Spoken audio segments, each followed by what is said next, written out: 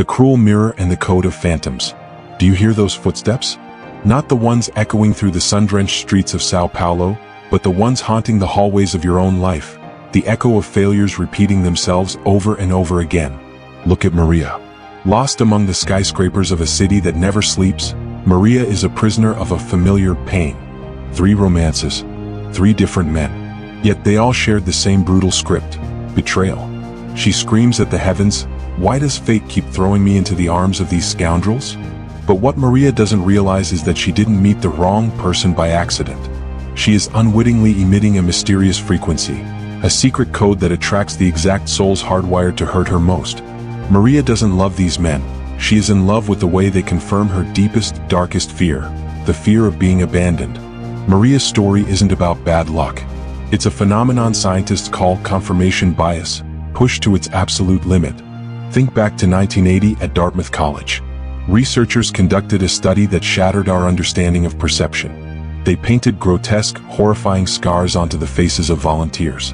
But right before sending them out into the world, the makeup artists pretended to touch up the scars, while actually wiping them completely clean. The results were chilling. Every single participant returned in a rage. They swore they were discriminated against, that people looked at them with disgust. But the truth? Their faces were perfectly normal. The scar wasn't on their skin, it was in their minds.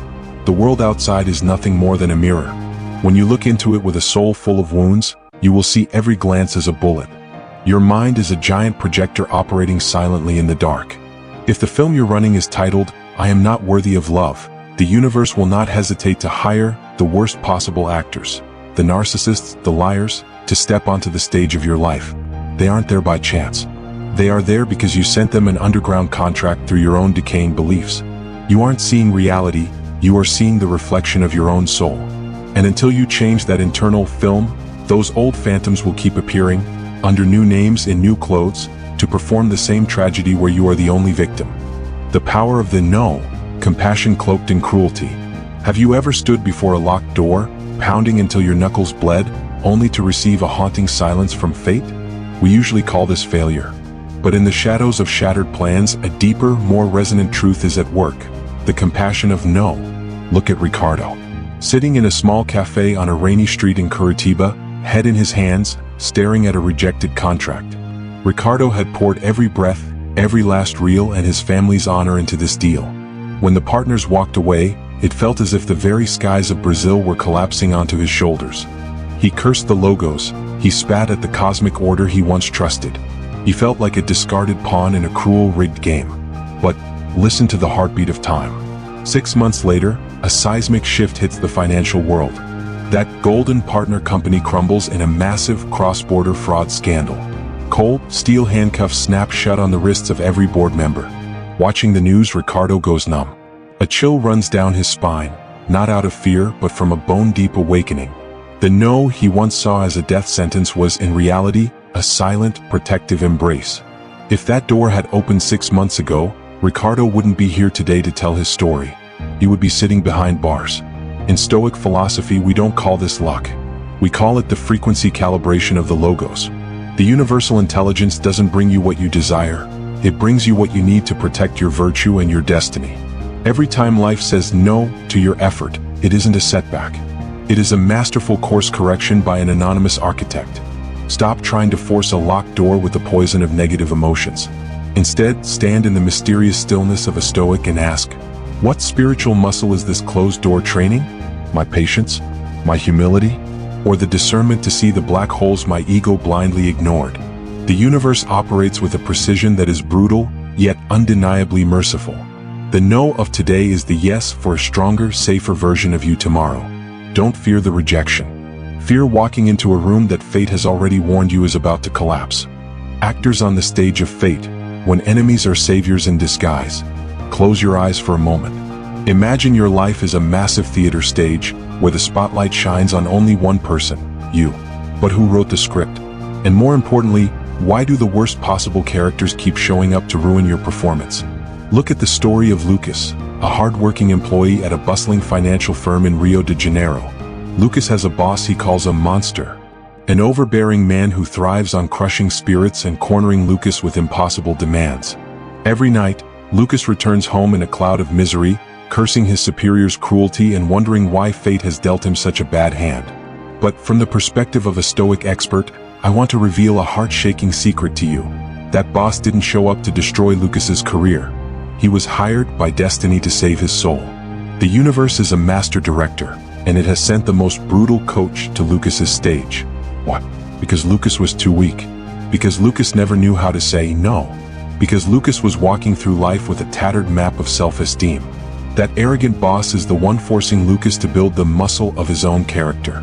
He is the storm that forces the tree within Lucas to either drive its roots deeper into the earth or snap, to make way for something far more resilient. Epictetus, the great teacher who lived in the chains of slavery before becoming a philosopher, left a code for humanity. It is not events that disturb us, but our perspective on them. When you change your lens, the villains in your life will instantly drop their masks to reveal their true roles. The challenger, this is the one who blocks your path and catches every mistake. They appear to test whether your patience is made of diamond or merely clay. Without the fire, how would you ever know if you were true gold? The messenger. This character exists to slap you with the brutal truths you've spent a lifetime avoiding. They speak the bitter words about your laziness, your delusions, or your shortcomings. It hurts, but it's the bucket of ice water you need to wake up from the coma of your own ego. The sculptor. These are the ones who wound you most deeply. But remember, to create a masterpiece like the statue of David from a rough, jagged block of stone, Michelangelo had to use a hammer and chisel. Those who cause you pain are actually chipping away at the crust of your selfish and cowardly ego, revealing the radiant diamond within your spirit. The companion. They aren't saviors who will carry you on their shoulders. Their role is to stand beside you in the dark, silent, reminding you, you have legs. You must walk this path yourself. They refuse to help you so that you can discover the infinite power of autarkia, self-reliance. You see, no one enters your life as a mere passerby. They are professional actors sent to push you into the most desperate situations, forcing you to evolve. The next time you face someone who makes your blood boil, stop for a second. Look deep into their eyes and ask yourself, what is this play trying to teach me? When you understand this code, the hatred vanishes. All that remains is a profound gratitude for those who played the villain, just so you could have the chance to finally become the hero of your own life. The behavioral science of attention, the gatekeeper and the map of souls. Did you know that right now, behind your very eyes, a brutal war for information is taking place? Every second, the world hurls millions of signals at you, yet you perceive only a tiny, microscopic fraction of them. What? Because within your brainstem sits a powerful and deeply biased gatekeeper, the reticular activating system, or RAS. Imagine Anna, a radiant woman standing in the middle of a vibrant party at Copacabana Beach. There are 100 men in that room. 99 of them are decent gentlemen, ready to cherish and love Anna sincerely. But there is only one who is an emotional vampire, a professional narcissist. What happens next? If, deep within her soul, Anna carries a bleeding belief that says, I am not worthy of good things, or love always comes with suffering, a dark miracle occurs. Anna's RS will immediately perform a ruthless scan. It will blur out, making invisible those 99 decent men as if they never existed. They become dull, unattractive, or simply go unnoticed. Conversely, it will make that one toxic individual appear brilliant, magnetic, and filled with a false vibration that Anna calls destiny. But that isn't destiny, it is the resonance of pain. Your brain does not go looking for happiness. It looks for familiarity to protect what it believes to be true. This is the moment where modern science bows to the wisdom of Emperor Marcus Aurelius from 2,000 years ago. He left us a sentence that decides every fate. The soul becomes dyed with the color of its thoughts. You don't meet toxic people because you're unlucky. You meet them because the paint in your mind matches the shade of their cruelty. If your mind is a projector running a film about scarcity, the RAS will only allow scenes of scarcity to reach your retinas. This truth is as terrifying as it is hopeful. Terrifying because you realize that you are the architect of your own hell through toxic relationships. But hopeful because, if you can change the paint of your thoughts, if you train your beliefs to be solid and worthy, then the RAS, that loyal gatekeeper, will begin to open the door to a completely new reality. When your soul is dyed with the colors of self-respect and stoic fortitude, the mediocre will automatically vanish from your sight, making room for opportunities and people you once thought only existed in dreams. Stop trying to change the world. Change the gatekeeper in your own head. The dance of amor fati, when pain becomes a masterpiece. Listen to the rhythmic beat of the samba drums echoing from the narrow alleys of Rio de Janeiro. Have you ever wondered what creates the undying spirit of alegria in the Brazilian people? It isn't just a superficial joy, it is a spiritual superpower forged in the harshest of hardships. I want to tell you about a moment at the carnival where the dazzling lights hide the sweat and the struggle. A world-class samba dancer in a magnificent costume suddenly trips and falls right in the center of the stage before millions of watchful eyes. In that heartbeat, a deathly silence falls over the crowd. But instead of collapsing in shame, instead of weeping over a cruel twist of fate, she performs a miracle.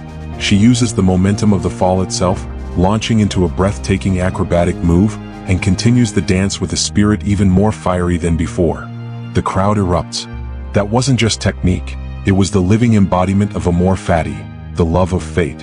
In Stoic philosophy, amor fati is not a weak, passive resignation. It is an intense, passionate infatuation with everything that life throws at you.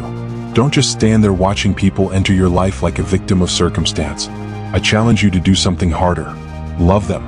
Love even the one who betrayed you, because it was their cruelty that became the fire in which you forged your true self-reliance. Without them, you would have remained a fragile child, clinging to rose-colored illusions. Love even the pain tightening in your chest, because that very ache is the ultimate proof that you are alive, fighting, and evolving. The secret of the greats does not lie in a smooth life, but in the internal alchemy they possess to turn every event into fuel for greatness. When you begin to practice amor fati, you are no longer a puppet on the stage of destiny. You become the co-author, the one holding the pen, writing the most dramatic chapters of your story. You don't pray for the storm to stop. You learn to dance in the heart of the hurricane. Life doesn't send you what you want. It sends you what you need to shatter your old, brittle shell. The next time fate lands a painful blow, don't ask, "Why me?" Instead, smile, adjust your dancing shoes and say, "Welcome. I've been waiting for this moment to prove my stoic heart." That is the Invictus spirit, unconquered and unshakable. Self-sufficiency, autarkia, the undivided soul. In the shadows of solitude, humans often commit a fatal error. They go searching for someone else to complete them. Have you ever heard of the concept of autarkia? It is the ancient sage's secret code for the absolute self-sufficiency of the soul. Don't let romantic movies deceive you. The reality for those who hunt for a better half, to fill their inner void, usually ends in a silent tragedy. Look at Matteo. Matteo wanders through the bustling streets of Rio, carrying a hollow heart and a burning hunger to be loved. He frequents the bars in Ipanema, his eyes always searching for a figure who can heal the loneliness gnawing at his spirit. But that very vibration of lack is a scent that lures emotional predators. Matteo doesn't find love, he attracts emotional vampires. Those who smell weakness and are ready to drain his energy to feed their own selfishness. A relationship built on two emptinesses will only create a black hole of dependency. Matteo's turning point came on a late afternoon at Copacabana Beach.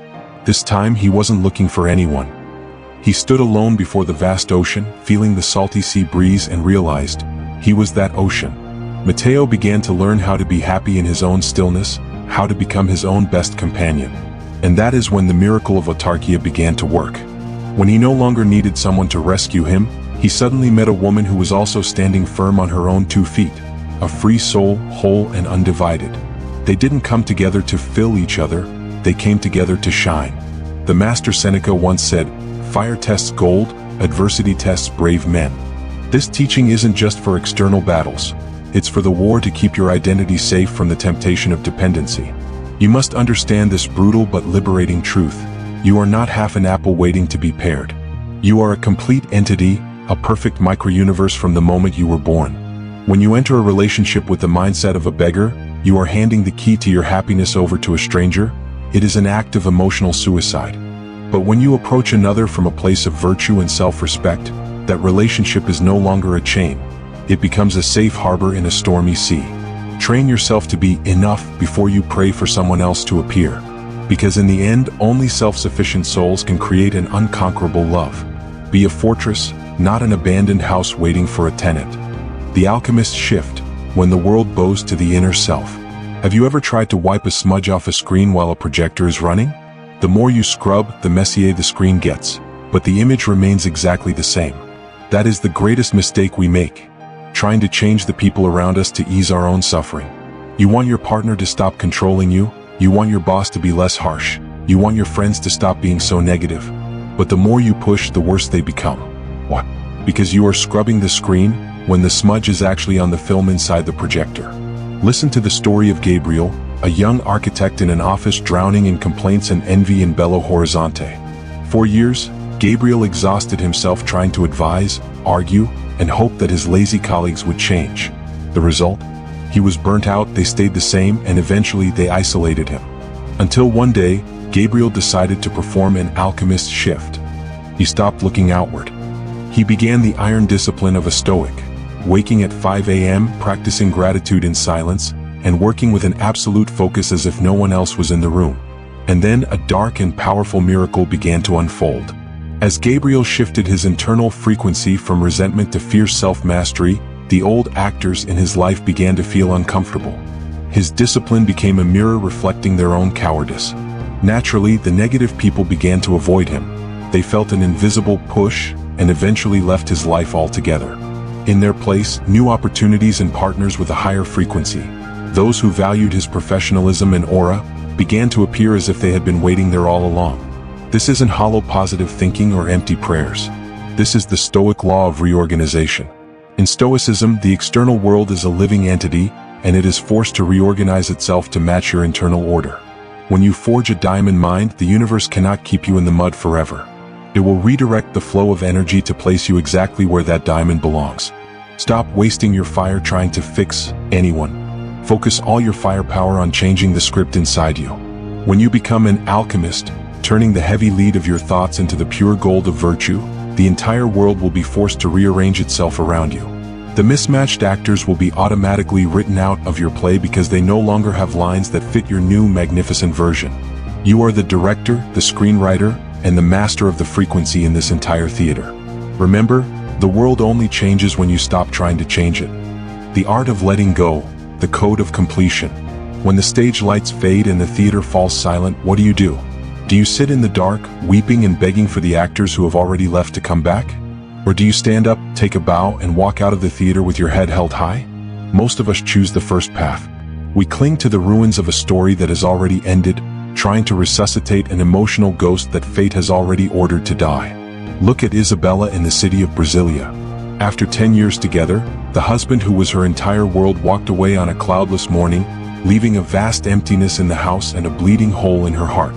Isabella repeated a single word like a death sentence. I lost everything. I lost him. That word, lost, is a stone that drags her to the bottom of an ocean of despair. But in that darkest hour, the philosopher Epictetus, a man who turned the agony of slavery into eternal freedom, sent her a code for liberation. Never say, I have lost it. Say instead, I have returned it. This isn't a shallow play on words. It is a revolution in internal perception. Epictetus teaches us that nothing in this world truly belongs to you, not property, not fame, and certainly not another human being. Everything and everyone that enters your life is a loan from the universe. When a lover leaves, don't say you lost them. Understand that you are fulfilling the highest duty of a free soul, returning them to the world. When the career you craved vanishes, say, I have returned it to fate. This detachment is not the cold indifference of the heartless. It is the deepest compassion of a Stoic master. You understand that this actor has perfectly completed their role in your script. They taught you how to love, how to endure, or how to realize just how powerful you are when abandoned. When the lesson ends, the spiritual contract between you and them expires. Clinging to someone who has finished their mission is like trying to hold on to a breath you've already taken. It only makes you suffocate. The end of a cycle does not diminish the value of what came before. On the contrary, it is a sign that you have graduated to a new spiritual level.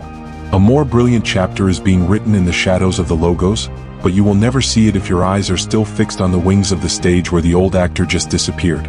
Let go with the mysterious smile of a seer. Return what was never yours so that your hands are empty and ready to receive the new gifts fate is preparing to offer. Real freedom begins when you realize you have never lost anything. You are simply, continuously returning in order to become whole.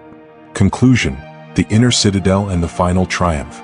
In the stillness of this moment, as the phantoms of the past retreat behind the theater curtain, I want you to look back at the scars on your soul, not with resentment but with the solemn nod of a victor.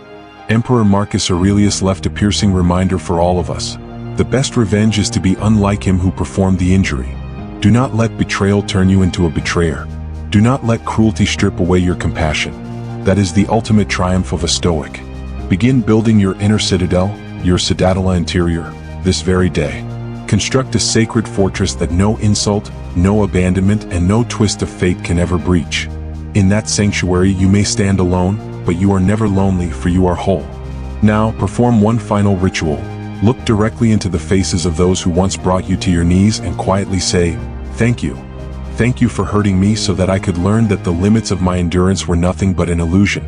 Thank you for leaving me so that I could realize that Copacabana Beach remains brilliant and full of freedom, even when I walk its sands alone. Nothing was an accident. Everyone who crossed your path, be they angel or demon, was a brick used to build the bridge leading from the person you once were to the magnificent version of yourself waiting on the other side. Every encounter is a code from the Logos. Love your fate, amor fati. Walk forward with the burning light of reason, because now you finally understand, life doesn't happen to you, it happens for you. Every power to recreate your reality is held firmly in your own hands. Step forward, Invictus Warrior.